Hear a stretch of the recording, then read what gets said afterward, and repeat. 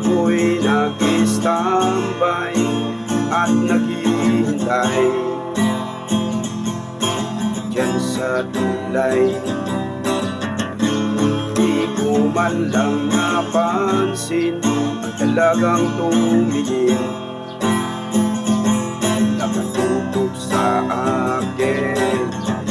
Sabi ng kasama ko, George, pansinin mo ang dalagang ito.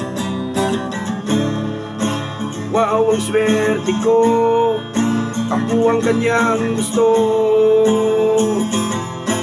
kaya siya nandito.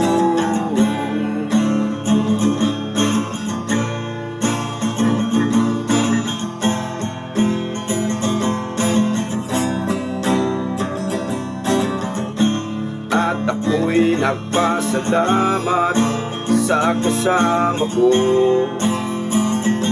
sa pagsabi sa akin, dahil hindi ko napansin ang talagang may pagtingin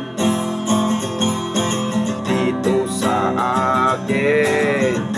Sabi ng kasama ko, George, pansinin mo ang dalagang ito. Wow, ang swerte ko, ako ang kanyang gusto, kaya siya nandito.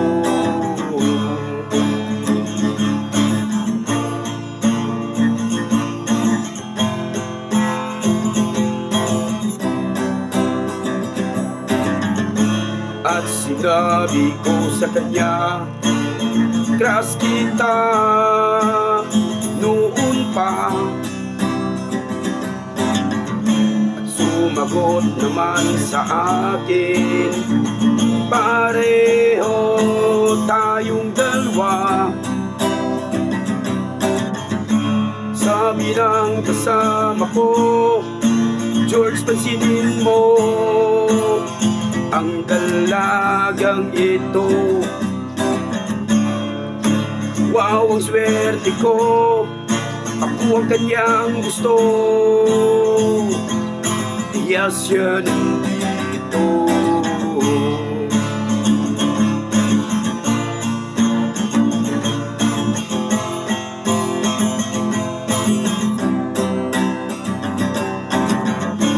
Wala nang hahanapin pang iba, ikaw ang gusto ko na babae.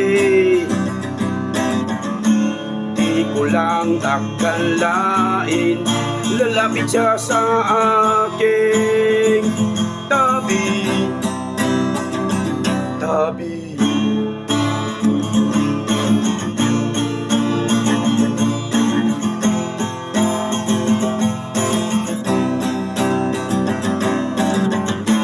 Sabi ng kasama ko, George, pansinin mo ang dalagang ito. Wow, ang swerte ko, ako ang kanyang gusto,